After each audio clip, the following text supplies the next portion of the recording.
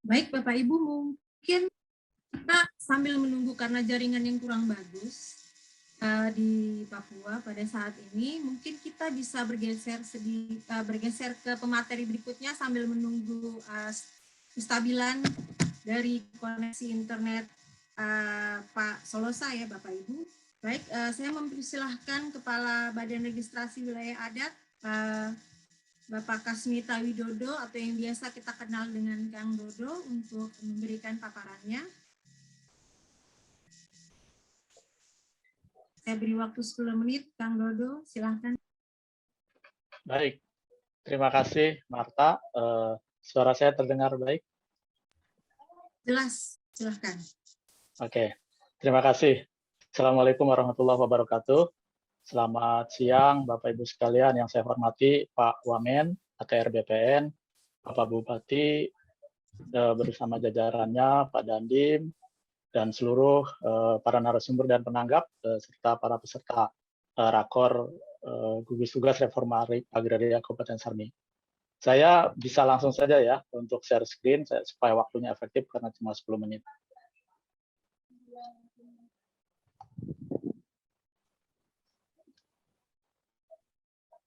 Apakah bisa terlihat bahan presentasi saya, Marta? Oke.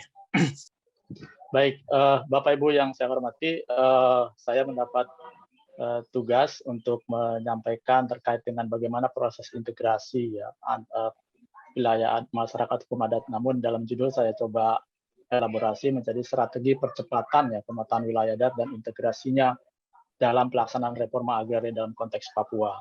Ini juga mengadaptasi dari apa yang disampaikan Pak Wamen ATR BPN terkait bagaimana pemetaan sosial dan spasial menjadi dasar untuk kerja-kerja pelaksanaan reforma agraria dalam konteks Papua.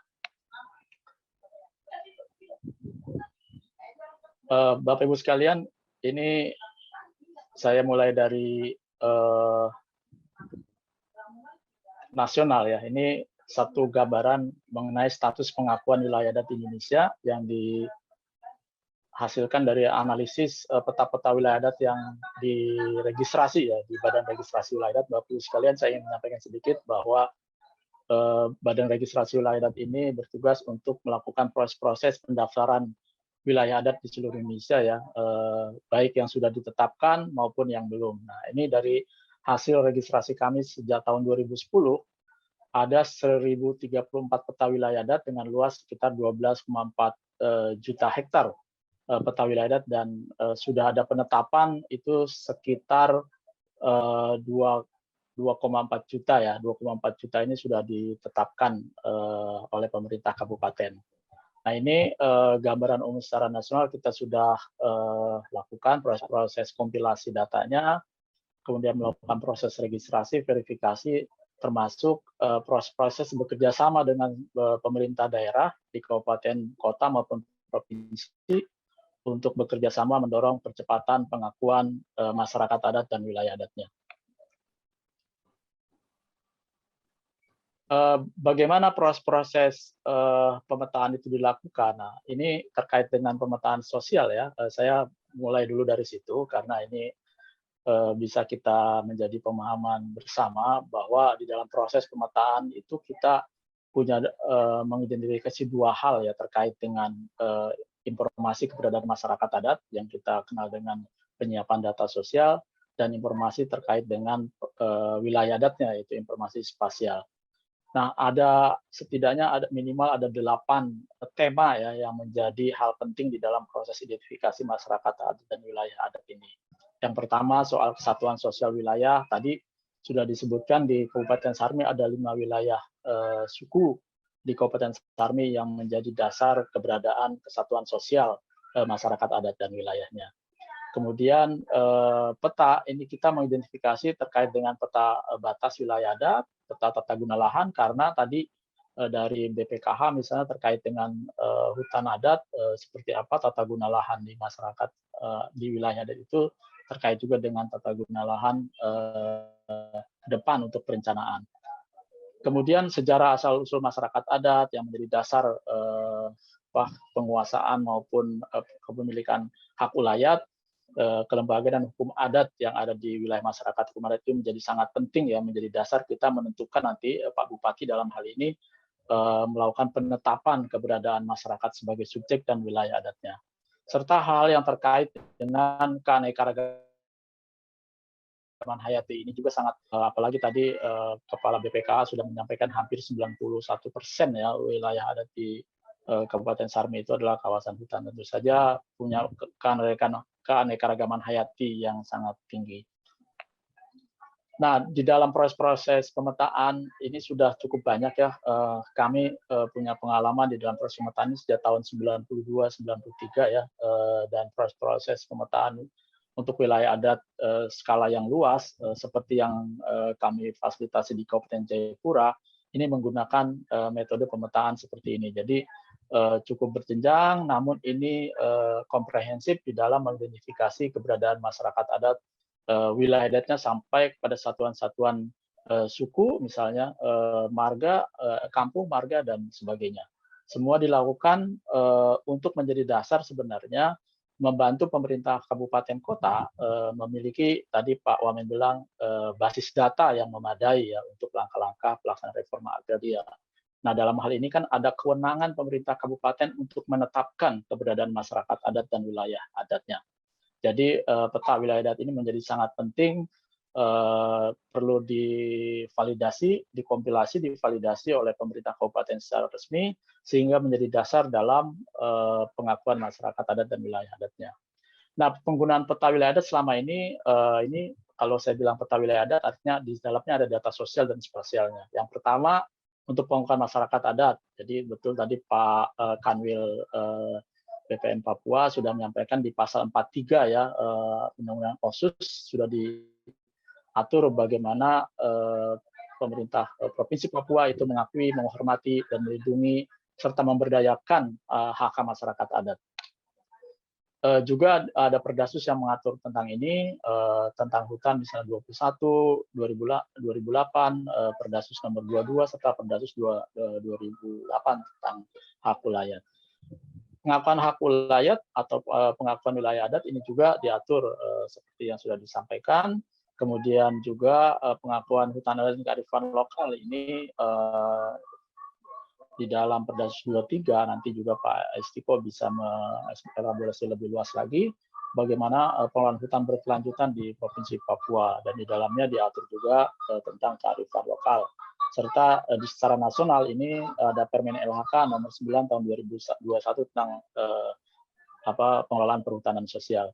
Serta terkait dengan pemberdayaan dan perencanaan tata ruang wilayah adat. Nah, ini tentu saja terkait dengan hal-hal terkait dengan perencanaan wilayah adat yang berjenjang atau perencanaan wilayah dari mulai kampung, distrik, kabupaten sampai provinsi. Jadi peta-peta wilayah ini menjadi sangat berguna untuk semua aspek yang setidaknya 4 hal yang saya sebutkan ini. Nah, selanjutnya ini menjadi pokok materi yang akan saya sampaikan, bagaimana integrasi pemetaan wilayah adat dalam dan reforma agraria dalam konteks Papua. Ini gambar ketika Pak Wamen, Pak Kanwil BPN ke Jayapura dan menandatangani satu MOU antara Bupati Jayapura dengan Kanwil BPN di dalam melaksanakan dan menyiapkan basis data untuk pemetaan wilayah adat berbasis spasial dan sosial, sehingga menjadi dasar untuk pelaksanaan reforma agraria. Bagaimana tahapannya? Nah, ini karena tadi sudah disampaikan juga dari sejak Pak Bupati memberikan arahan, memberikan sambutannya, dan dari Pak Wamen, bagaimana kita bisa menyiapkan satu kelembagaan dan program untuk pengakuan dan pemberdayaan masyarakat adat di kabupaten. Nah, tahapan-tahapan pembelajaran yang kami dapatkan dari beberapa wilayah, termasuk di Kabupaten Jayapura, ini ada 4 hal. Jadi kita perlu ada persiapan, kemudian ada pembentukan dan penguatan kelembagaan. Di Kabupaten Sarmi kalau tidak salah sudah ada tim penelitian ya yang untuk mengidentifikasi keberadaan masyarakat adat. Apakah nanti ini akan menjadi gugus tugas masyarakat adat seperti yang disampaikan oleh Pak Wamen, atau seperti apa? Yang pasti perlu ada kelembagaan yang menjalankan proses-proses pemetaan sampai penetapan dan pemberdayaannya. Kemudian yang paling berat tadi disampaikan juga oleh BPKH adalah bagaimana untuk proses pemetaan. Nah, ini menjadi dasar untuk pengakuan masyarakat adat dan wilayah adatnya. Serta yang selanjutnya ini soal pemberdayaan, nah, dan juga pendaftaran tanah ulayat. bisa dilakukan setelah proses-proses di kabupatennya selesai. Kemudian bagaimana hubungan antara proses-proses pemetaan wilayah adat dengan apa yang menjadi concern pelaksanaan reforma agraria konteks Papua dalam hal ini, misalnya terkait dengan penataan aset dan akses ya.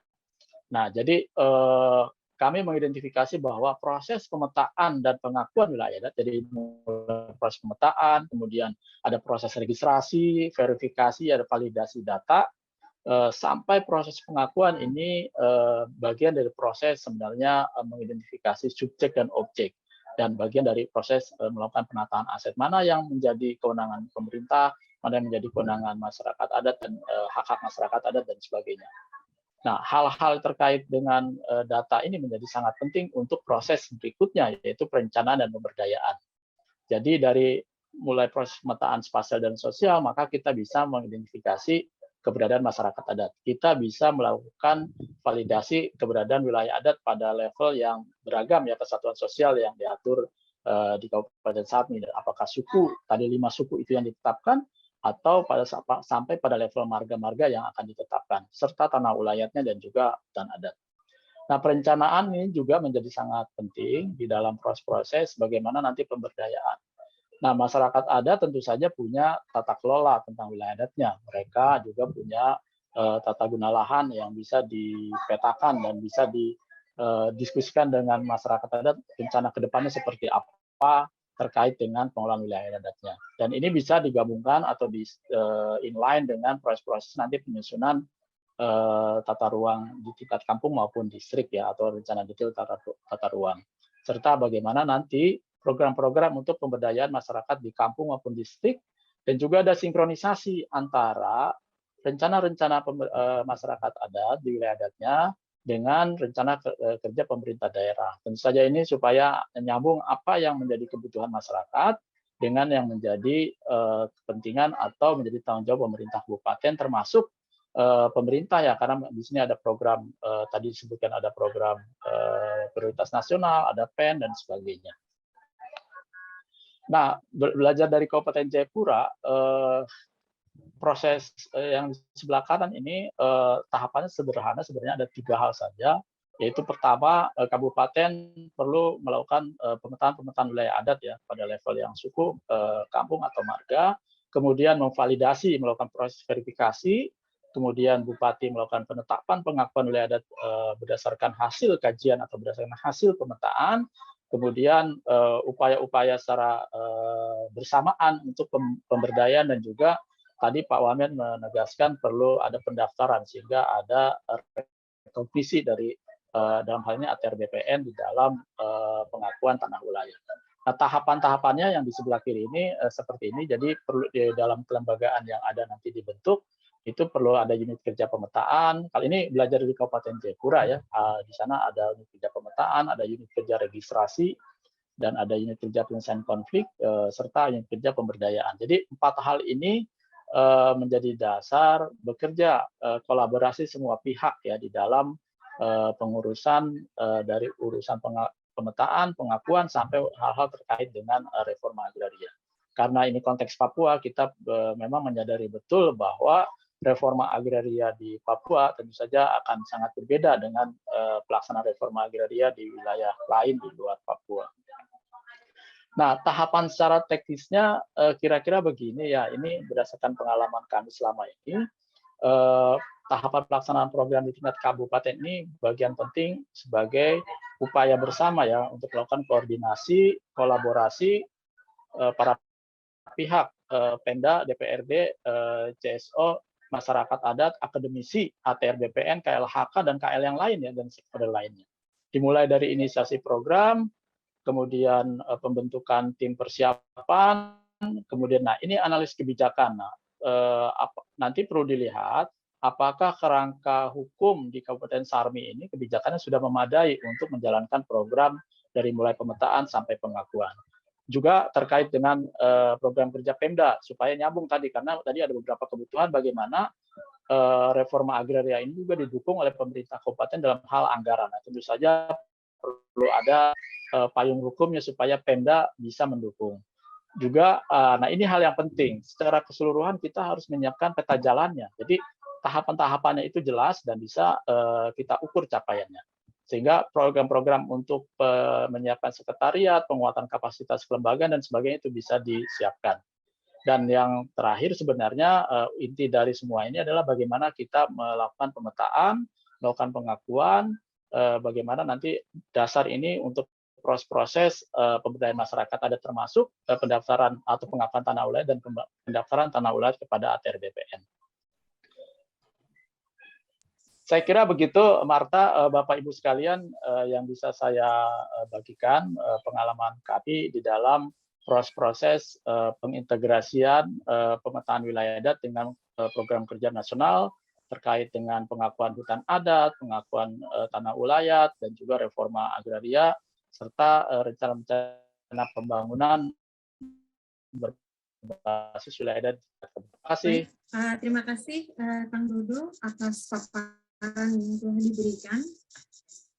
Saya mencatat ada beberapa hal terkait yang diterangkan oleh Pak Asmita, kemudian juga dari arahan dan sambutan dari Bapak Wamen dan juga Bapak Kanwil.